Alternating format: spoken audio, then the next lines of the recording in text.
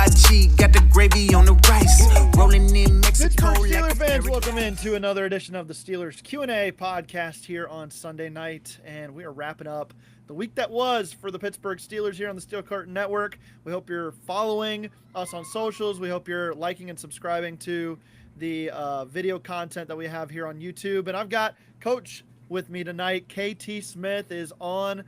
Kevin Smith, how you doing, man? Jeremy, what's up, my friend? How are you? I'm doing all right. I know you're busy. You got Call Sheet Daily going on all the time and tracking Steelers and tracking all the things going around the NFL. So we appreciate you coming on and spending some time with us tonight. We're going to tackle some listener questions and have a good time. Yeah, let's go, man. Very excited, Jeremy. It's like hand in the clay time. Yeah. You get to start molding the 2025 Steelers. That's very exciting. As a coach, does this resonate a little differently with you? Because you guys had camps in high school and things like that where you're back teaching again, you're coaching again, you're getting with these guys as a collective and individually. Does this resonate with you maybe more than some of like the intangible off-season stuff that we just kind of don't know what is really happening behind closed doors? Oh, 100%. This is what you do all that off-season stuff for. This is why let's say at the high school level, you spend all that time in the weight room and you go to clinics and you meet with other coaches and you work your kids out on the side when you can. You do all that stuff because if you don't, you'll be unprepared at this time. And so that's the interesting thing. I did a show on the call sheet a couple weeks ago with Kevin Stefanski, the Browns head coach, and the theme was all the work that you have to put in just to get to this point. People often see this as the beginning. But this is not. This is just the beginning of the training camp portion of it. The Right. stuff you had to do to get here is monumental. So, but there's no doubt that this is really cool, man. This is what you coach for because this is real coaching. Right. The cyclical nature of the NFL is for those who are in it nonstop, right? But as fans and those of us on the outside looking in, we hit all these different milestones. But I mean, like from listening to your interview, it's like he doesn't think of it as there being an off season, right? There's just different parts of the lifestyle that is professional football. And I think that, we don't look at that perspective enough, especially with the players sometimes too. These guys are putting every effort they can out onto the field, and it's cool to watch because they've got a lot on the line. NFL, what do we say? It stands for not for long, right? This is a league where your opportunities are short and they are finite, and so these guys got to take advantage when they can. That's a great point. It's incredible the amount of off-season preparation there is for the athletes. You read about Tom Brady. He had this almost obsessive fitness regimen that went on every day of his life that allowed him to remain healthy enough physically to play elite football into his 40s. If you're a guy, I mean, imagine Cam Hayward. Yeah. The amount of work that Cam Hayward must do on his body, diet, training, sleep, nutrition, mental health, all that stuff, man, just to be able to continue to play at an elite level on the defensive line, for God's sake, at age 35, 36. It is just exceptional. That doesn't happen by accident. You don't just show up in training camp in July and say, let's go. No, you don't. I always liken it to me waking up on Monday morning and being like, do I want to do this again for another week, let alone these guys committing to another year at age 35 and like Aaron Rodgers, age 41, 42. So it's really incredible the amount of commitment that they have, right? And we take it for granted sometimes as fans. But listen, if you're in the chat, if you're wanting to present a question to us, go ahead and do so. We're going to tackle as many questions as you guys have after tracking a little bit of week one. And before we dive into anything too specific here, Coach, I just wanted to get like your overall, maybe your biggest takeaway so far tracking through the first 4 days of camp. I don't know if there's anything exceptional to take out of the first couple of days. Thankfully, there haven't been any major injuries. I mean, you read a little bit about Broderick Jones maybe having a little hamstring issue today on Sunday. And then I think one of their undrafted free agents may have suffered an Achilles injury, and that's unfortunate. But you obviously you want more than anything else to come through as unscathed as possible. And when you're in these non-padded practices, no news is good news. So, Right. you read a little bit, Aaron Rodgers might look a little rusty and he's developing a little bit of, trying to develop his chemistry. That's all very, very natural stuff. I wouldn't read too much into anything that you hear in the early portions of camp. Right. And, we do have some people hopping in the chat. Brent Howell asks, is Broderick Jones injury serious? It is a soft tissue injury, so obviously always something to monitor. And it's something that the Steelers struggled with last year. And the training staff and strength and conditioning staff was kind of rear ends to the fire a little bit because of that. And it just happens in the league, right? It's hard to pinpoint where something could go wrong for these things to happen. But, I think that as we sit here today, like you said, no news is good news on the Broderick Jones front, where Mike Tomlin just comes out and says, small soft tissue injury, nothing significant. If you hear that, that probably makes you feel a little bit better than it could be something more significant we're evaluating like it is with Thomas Jones right now. Yeah, and I'll be interested to see what goes down on Wednesday. I'll be out at Steelers training camp on Wednesday, and that's a padded practice. At least it's on the schedule as a padded practice. I think the first padded practice is Tuesday, and Wednesday is the second one. And will Broderick Jones be there? Will he be in pads? That's something to look for. The chemistry of that offensive line is a big deal. I wanted to make sure I was at a padded practice this year because it's very hard in the unpadded practices to get a gauge on what's going on with the big guys up front. Yep. So that'll be interesting to watch. Just getting your first glimpse of the newly configured first five up front. And hopefully Jones will be in the lineup. I'm really interested to see Troy Fautanu just because he looked so good physically last year and then obviously missed the season. So we'll know more obviously when they get into pads. Yeah, I mean, so many grains of salt that you can take anything coming out of training camp with right now because of, the first 4 days, no pads, getting acclimated again to, I guess, what has been an extremely hot and humid start to training camp over there. And Mike Tomlin wanted that. And I was going to ask you this too, in kind of correlation to that. As a coach, if you can, I guess, add in as much discomfort as you can during practice and training, that obviously helps for game time scenarios. So maybe you've seen the worst of the worst already in practice and everything makes it a little bit easier for game day. But where do you balance that with, we want our guys to be able to practice and not be hindered by too much heat? How do you balance that? And I know there's probably regulations for like the high school kids that they don't have when you get to the NFL. So maybe you approached it a little bit differently, but I know there was when I played high school football. But when you're talking about balancing that, like as much discomfort as you can possibly manage with, but we do want to get a good practice in, how do you balance that? You definitely want to make them as uncomfortable as possible within the framework of safety and, not being reasonable about it. We have this thing, our trainer walks around with this thing that looks like a microphone. It's called the wet bulb, and it measures the heat index. And if it goes above a certain degree, then she takes us off the field, or we have to take our shoulder pads and helmets off. I hate that thing, man. I tell her all the time, I'm going to hide that thing, Yes. but she's just doing her job. As coaches, you always feel like you want to push guys through some discomfort. You like to feel like you have a gauge on how to do that safely. What's a reckless way to do that? Obviously, the rules have all changed significantly. If you go back to the death of Corey Stringer, in that Vikings camp, I think that was the early 2000s. I mean, that dramatically changed everything.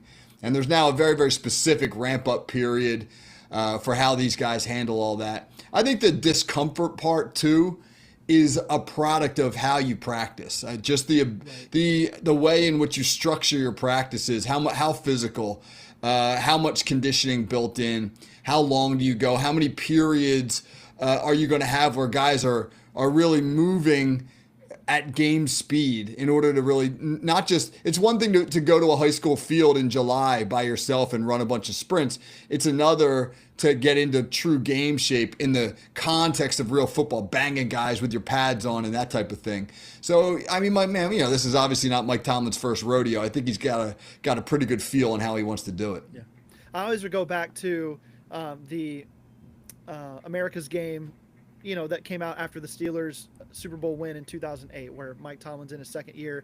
And they talk about at the beginning of that how his first training camp, he may have pushed the guys too hard, like early in the season, and then pulled it back a little bit.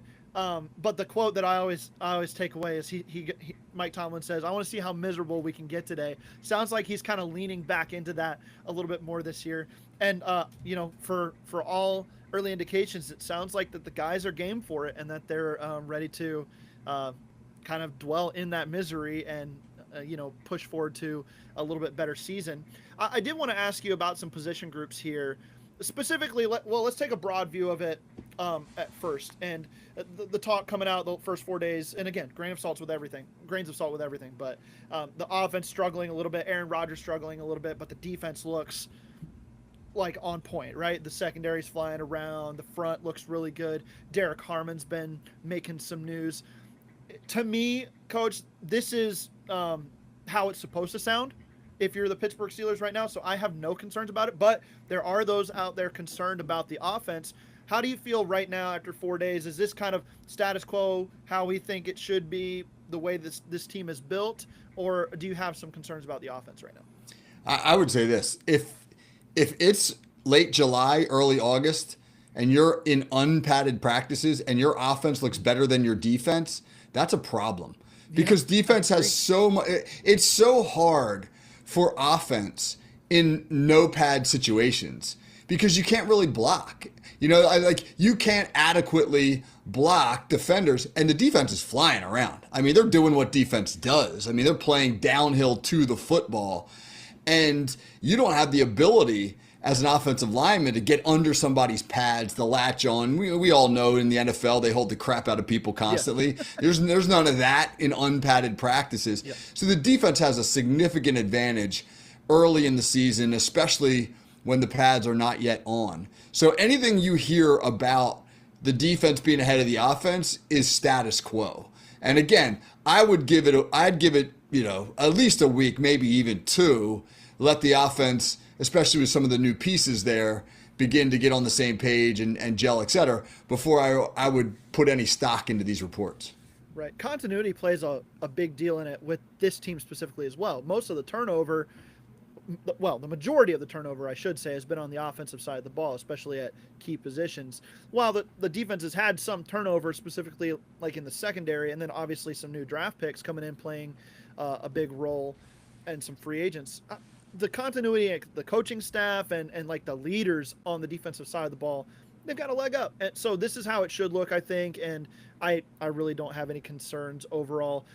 And talk about trial by fire, specifically for this offensive line. Let's talk about them next here a little bit. They're going up against the best of the best. I mean, this defensive line group, including the edge rushers, rivals any of the best across the league, including last year's Super Bowl champion, the Eagles, who had probably the best interior defensive line in football. So trial by fire for these guys, and I think that they're going to get the best of the best in training camp and be able to learn from that. How do you feel about that? Well, when you think about it, and you start rolling off the names of that Pittsburgh defense, right? You got Hayward, and then Benton, who's a solid player. Obviously, Harmon, the number one pick up front, but my gosh, Patrick Queen and Jalen Ramsey, and it just feels like, TJ Watt and Alex Highsmith. It's like one after another, and you're like, oh, that guy's a great player. That guy's a great player. And now you've got some of these newer pieces on the offense. We don't know if Troy Fautano's a great player yet. We don't know if Mason McCormick or Zach Frazier are going to have any kind of regression in their second season. We don't know how Jonnu Smith's going to fit on the offense. We don't know how Aaron Rodgers is going to be. So obviously there's many more questions about the offense. They face a daunting task practicing against that Pittsburgh defense every day. It can only make them better, because how many defenses are they going to see in the regular season that are going to be better than what they face on a daily basis at practice? Yeah, not many. Hopefully, if you're the Steelers, that's the hope, right? And talking about, and there's a couple questions in here. Daniel Red asked, have y'all talked about Broderick yet? Well, I mean, we briefly mentioned him, but Broderick Jones specifically, he's got the injury now to be concerned about, but There's always been this offseason kind of more of lingering questions about Broderick Jones than maybe there even has about Troy Fautanu, even though we haven't really seen Fautanu play. Everybody just kind of felt more comfortable with Fautanu over the course of this offseason. How do you feel about Broderick Jones right now?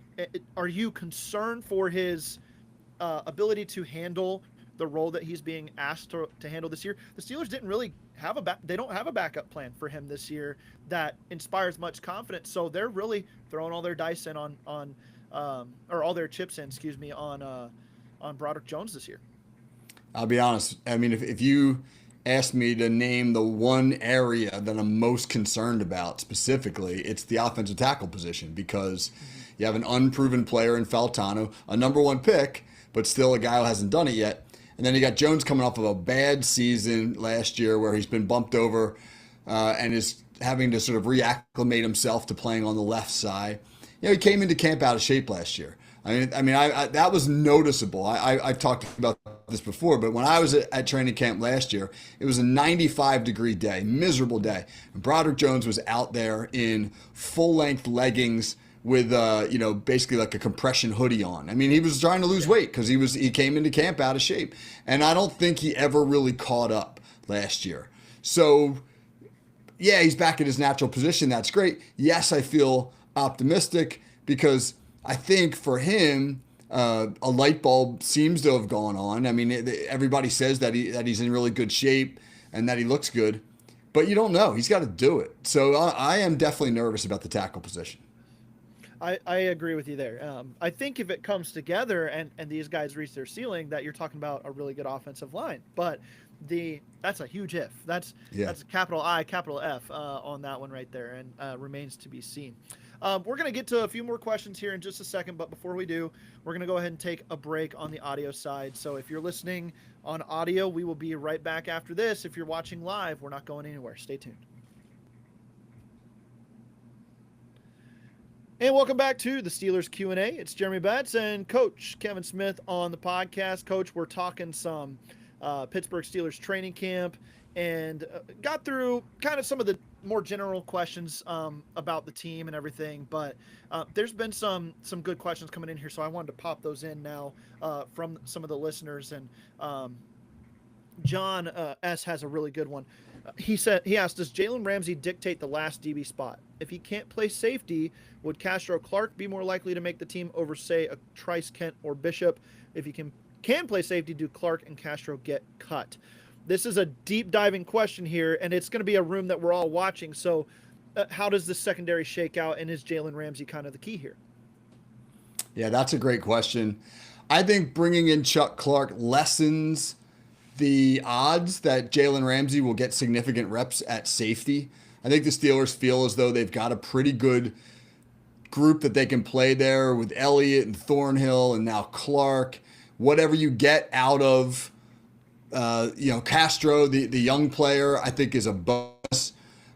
Maybe Ramsey winds up taking some reps at free safety in some packages, but everything you've read so far is he's spending a lot of time in the slot. And that makes sense because if you want to put your three best corners on the field in Porter and Slay and Ramsey, then that's the way you go. The Steelers don't have a better option in the slot, and that's three pretty darn good corners, man. I mean, when have the Steelers had a top three rotation as talented as that group? Get those guys on the field, man. I'm hoping to see Ramsey in the slot. I'm hoping Chuck Clark can be a serviceable rotation guy. And I'm hoping Juan Thornhill will be the guy that he was in Kansas City more than the guy that he was in Cleveland. Now, that's a lot of hoping. But if the safeties hold up, the corners are going to be damn good. Yeah. This is like the anti-Tomlin defense from the last few years where the talent lies at like the nickel, right? This is all of a sudden a deep nickel room, or a deep inside corner room with guys like Beanie Bishop and some of the other depth pieces kind of moving back into more of a reserve role as opposed to frontline starter, and we're relying on these guys for big time snaps. Now you got Ramsey in there, and I think this also plays to the front seven as well, and trying to get those guys more time to make an impact with more press coverage options, more different looks that you can do on the back end. and we'll see how it plays out. But I am very intrigued. Somebody asked about, I can't find it, but somebody asked about Corey Trice kind of playing in that dime inside or dime backer and off on the slot against like tight ends and stuff, using his size to that advantage. I think they'll play Ramsey in a very similar spot. They were talking about it earlier. I think it was Nick Farabaugh mentioned it, that when in nickel scenarios where a tight end would split out wide, that Jalen Ramsey was actually moving outside with the tight end, and Joey Porter Jr. would move inside to more of that slot position to follow the receiver. So I think that the ability to be multiple in the back end was kind of why they made this Jalen Ramsey move and moved on from Minkah Fitzpatrick. Is that kind of how you see it as well? Yeah, I think people forget how physical Jalen Ramsey is. I mean, he will tackle, he will play the run. And that's really where the Steelers got exposed last year. I mean, teams like the Ravens and the Eagles figured out later in the season, if you go 11 personnel and the Steelers get in their nickel, they got a 5'8", 185-pound undrafted free agent rookie playing in the slot who's got to set the edge against the run. I mean, and they just went 11 personnel and gashed the Steelers running right at Beanie Bishop. And, Bishop showed that he could play the pass, but in the run, he was a liability. Jalen Ramsey will not be a liability. I mean, he's a tough dude, and he'll stick his nose in there. So I think that it speaks as much to the run defense as it does to the pass defense, having him as the nickel corner. Yeah, I agree. It's going to be fun to watch. He's been one of the best run defending corners in the league his whole career, and I do think he's got plenty left in the tank to be a good asset for them. Let's swap over to the offensive side of the ball, and I know one group that you're looking at as well as me here is that running back position. And so Brian Brown asked, if the Steelers have Warren, Johnson, and Gainwell, where does that leave Cordero Patterson? Let's talk some Patterson here, because we haven't even seen him at camp through the first 4 days. But also, let's talk about this running back room, and I'm pretty excited about it overall. If this offensive line can just be even decent as a run blocking unit, I think that group of running backs can really take advantage. But the whole Cordero Patterson, how does he fit in here? That's kind of like a weird undertow storyline of this offseason so far. Yeah, that's a little baffling to me. I got to be honest, man. He's 34 years old. He only had about 200 yards from scrimmage last year. I know he provides some value in special teams, but he's making about $3 million a year. If they cut him, the dead cap hit is less than $1 million. So it's not it's not like you're going to hamstring yourself if you let him go. He's clearly the fourth, maybe even the fifth best running back on the roster, because I think Trey Sermon is actually a decent running back. He's about the sixth best wide receiver. So, unless you really, really value him on special teams and you don't feel like you have many other options, I just don't know how he makes the roster. I don't see his path. Right. I don't either. But as far as like the rest of this room, Caleb Johnson has already looked the part from reports out of camp. Jalen Warren, I heard, caught a screen pass on Sunday, and if it was in a game, it probably was a big play. And then Kenneth Gainwell's kind of been lining up out at wide receiver some and playing in the backfield. He's kind of their moving chess piece in that room. Does that three-man group get you excited for what the Steelers can do on the ground this year in an Arthur Smith system that wants to run the football? Oh man, I love running backs, man, and I just can't wait to watch Caleb Johnson, because I think he is a perfect fit for this offense, and I think that I think less is more with Jalen Warren. I think the role he was in with Najee Harris was a perfect one for him, because he does have some weaknesses in his game. We're very excited. Everybody's very excited to see a little more of him because of his explosiveness. I think we all felt with Najee Harris, like, hey, let's see a little more Warren. But, he'll put the ball on the ground from time to time. Yep. He can wear down. He can miss cuts, things like that. So having Johnson there, I think is a tremendous 1-2 punch. And like you mentioned, Gainwell, we watched him last year as a member of the Eagles just dice up the Steelers in space. Get him the ball in space and let him do his thing. Pittsburgh hasn't had a back in space that can make guys miss in a long time. So that's exciting. This offense kind of feels like a get the guys in space offense. Even outside the running back room, get the ball in the hands of DK Metcalf, right? Let him get running with the football. You brought in Jonnu Smith. He might be one of the best run after catch tight ends in the league. So It's going to be interesting how they deploy everybody, but I do think that there's going to be an emphasis, and this plays to Rodgers' strengths right now as well, on getting the ball out quickly into the hands of playmakers. You know, read the defense pre-snap, let these guys do work after the catch. Does that kind of feel like something the Steelers would need to lean in from your perspective as well?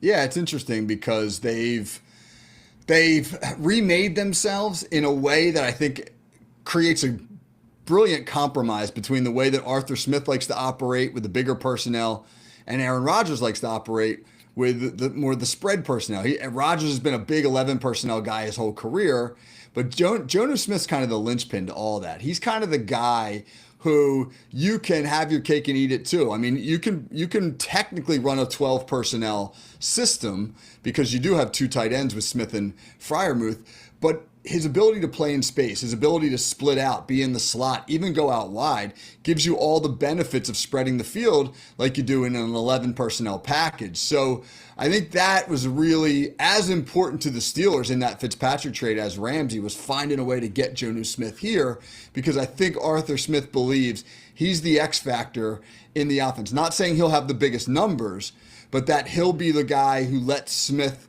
really open up his playbook. Yeah. It makes sense. It's a very Arthur Smith type player, and obviously because he's been with him in multiple stops now, it correlates to that.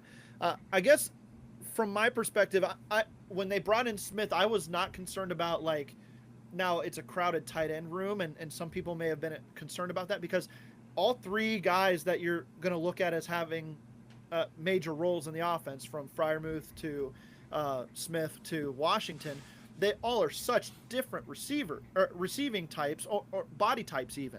They play the position in different ways. So I thought that the biggest issue that Arthur Smith would have would be not giving away his hand by which guys he had on the field at any given time, because you got to be able to not be predictable, right? And if every time Darnell Washington is on the field, it's a running play, or every time Jonnu Smith is on the field, instead of Pat Freiermuth, it's a screen pass, or it's like a quick hitter or something like that, you start to get predictable. So how does Arthur Smith use these guys' different skill sets, but in a way that they don't become predictable?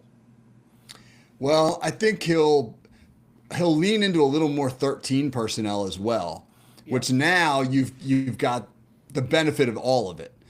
I mean, you've got the play action game, you've got the heavy run game, you can spread guys out. Freiermuth can play in the slot, Smith can play in the slot. It's interesting to see how much attention Aaron Rodgers is giving Darnell Washington in the passing game so far this camp. We've read several reports that Washington's catching a lot of balls. Maybe that's Smith's attempt right there to break some of the tendencies that you just mentioned. Sure. I mean, the great thing about versatility is this: you can show everybody one look and give them one set of expectations out of that look, and then do something completely different. And that is, the Steelers didn't have that last year. And I think that pieces like Metcalf and Jonnu Smith and Kenneth Gainwell and a slimmed down version of Darnell Washington, it gives you that versatility. I like it. I'm excited. I do think 13 personnel is kind of the way to make sure that you have all those assets on the field at once without tipping your hand one way or the other. So I like your analysis there. Let's get to some other fan questions here in the chat. Thanks for all of you guys who are giving us questions here. John S asked, do you like Rock Taylor's chances of making this team? Would he be in over Scotty? What do you think about this one here, Coach? I hate to cop out, John, but ask me that on Thursday. All right. Yeah. Let me seriously, man. On Wednesday, that's something to definitely look for on Wednesday, because honestly, I can't tell you without really seeing what those guys look like and how they're being deployed. I like Scotty Miller. He's a gamer. He's another Arthur Smith guy, knows the offense. Arthur Smith puts great value in that, but he's limited. He's got his limitations.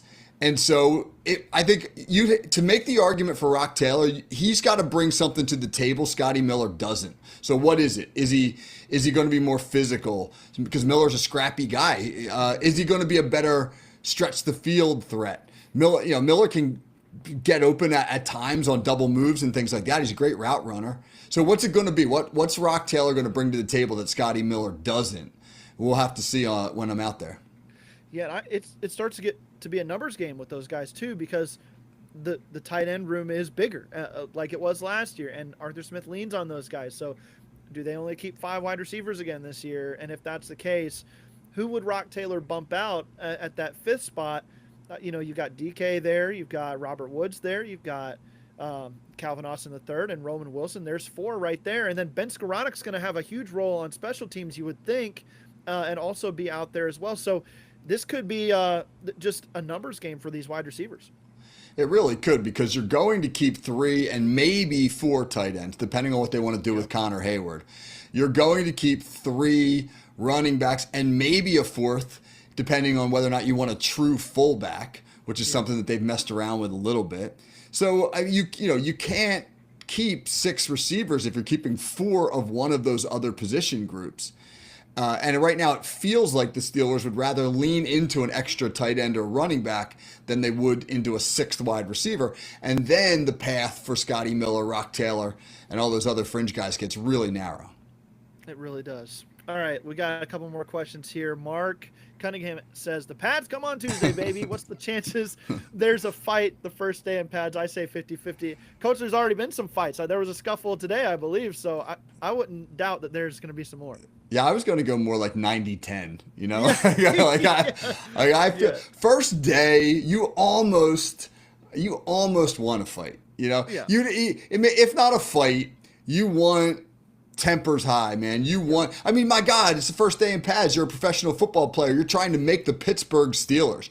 If you are not in an aggravated mode, then you're in the wrong profession. So It should be an intense day no matter what.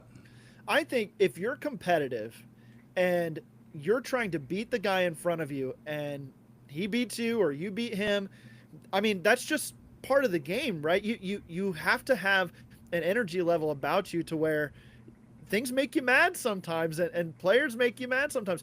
I'm looking forward to the first time DK Metcalf in pads tries to put a block on Jalen Ramsey or something like that. That's where something fun's going to go down on the outside, but these guys in the middle too, they can get chippy. So I think maybe Coach, while you're there on Wednesday, they give you a fun show from the fight perspective.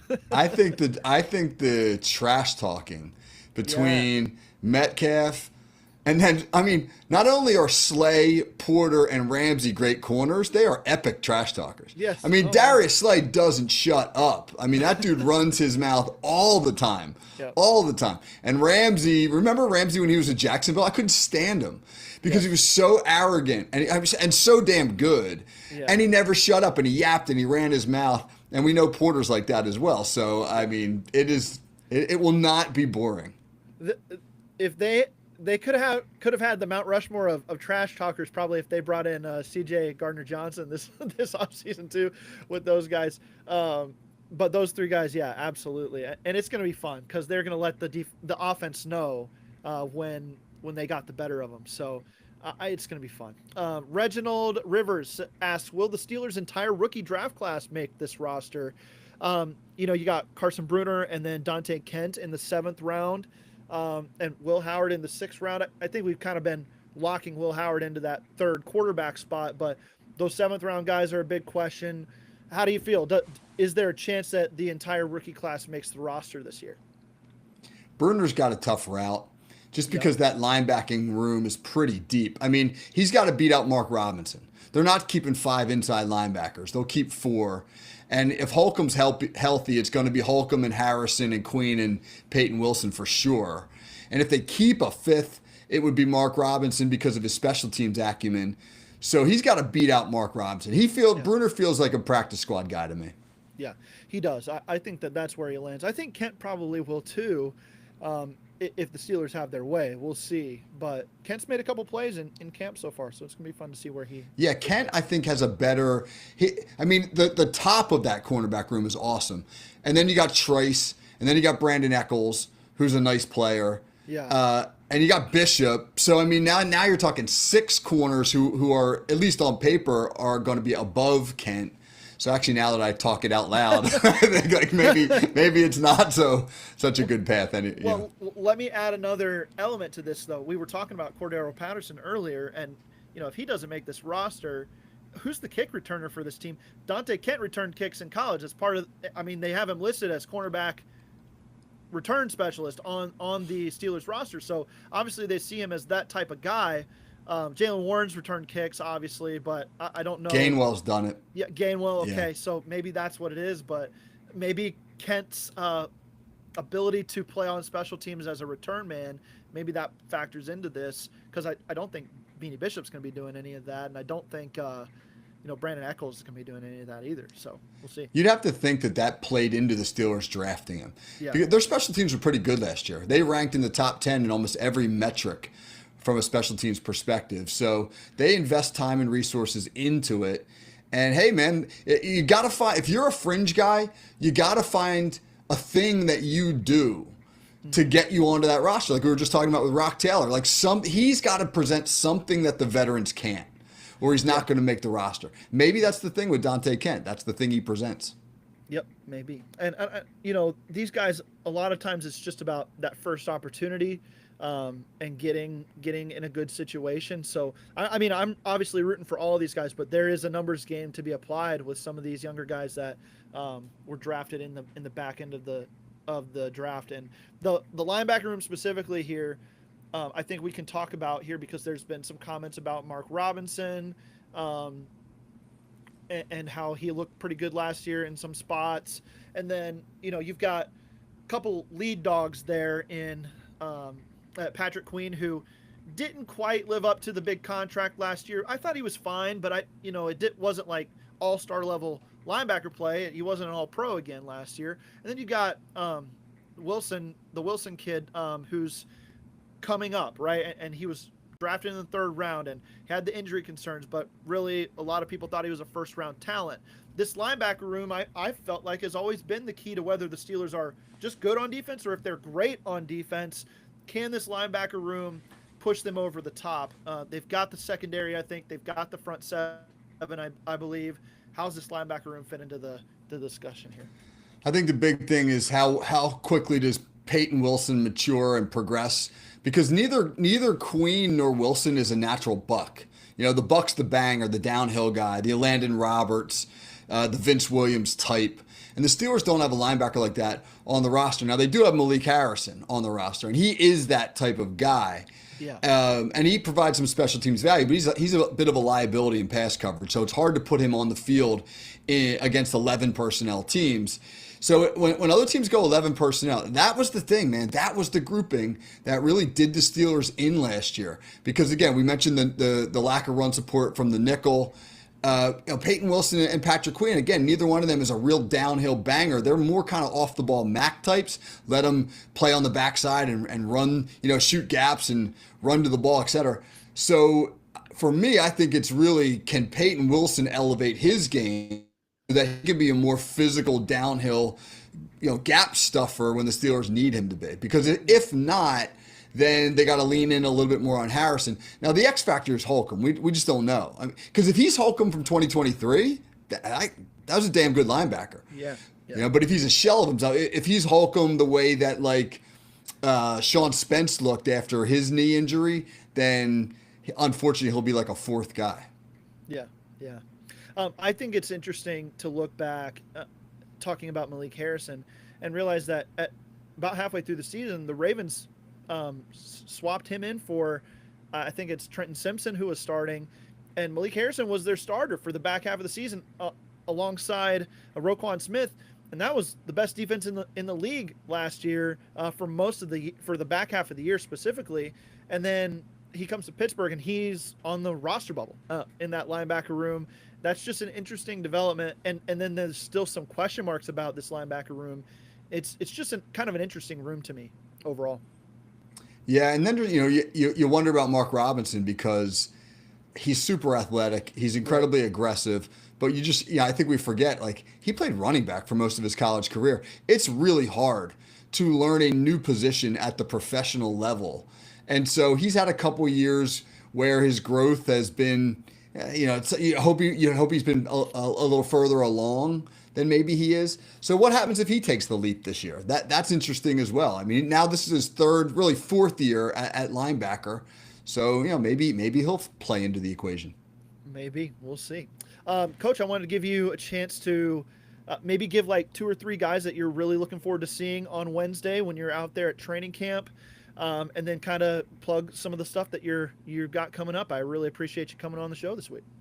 Absolutely. Well, I'd be a liar if I said I wasn't going to be extremely interested in the quarterback position. Yeah. I obviously going to Steelers training camp with Aaron Rodgers on the team, you're going to watch Aaron Rodgers. It's 100% that's where my eyeballs are going to be. Not obviously the whole practice, but I'm going to look at him a lot. I'm also really interested in Will Howard. I want to see. You've heard some really good reports so far about him, and I want to see, like, does this guy have a chance a year from now to be Pittsburgh's starter? Everybody talks about, oh, they're going to draft a guy in the 2026 draft. Well, they may, but what if Will Howard really shows that he might be able to handle that? That'll be interesting. And again, I'm the new guys, right? I want to see Ramsey. I want to see Metcalf. I want to look at the interaction between Darius Slay and the receivers. Is he that swaggy veteran? That's who you want him to be. He's only going to be here for a year. You want him to be like just a swaggy, stir in the pot kind of veteran out there. Right. I want to see energy at that training camp. I want to see guys flying around. This is an exciting Steelers team. This is the Steelers are kind of saying we're going to take a swing this year. And I don't know what's going to happen next year, but this year we're taking a swing. I want to see the chemistry of that group. So that's what I'm really excited about. I'm looking forward to hearing your recap when you come back. Do me a favor, really keep an eye on my guy Derek Harmon. I was pushing for him hard in the first round. He was my top defensive tackle when I was analyzing those guys, and I couldn't believe that he was still there and the Steelers got a chance to bring him in. I think that he's underrated as a run defender, but we've seen a lot of the the highlight stuff that notes that have come out about him is that he's affecting the pass already.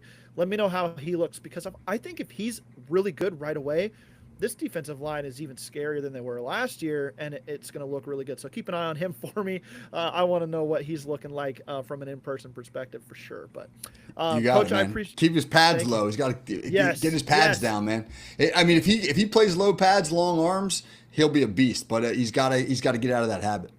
Yeah, he played so much bigger at Michigan State, right, than he did at Oregon. I wonder if that plays into that, trying to learn to get low again. But I guess we'll see.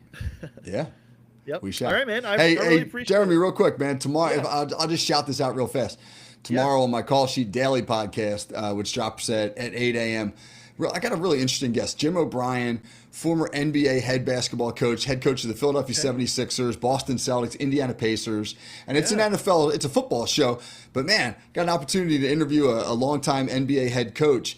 I said, hey, let's go for it. And so we're going to talk about player development and handling big personalities. Like, he coached Allen Iverson, Patrick Ewing, Paul Pierce, Dirk Nowitzki. He's coached some of the biggest names in the football or the basketball world. And I think about Mike Tomlin and the job he's got to do this year to handle big personalities.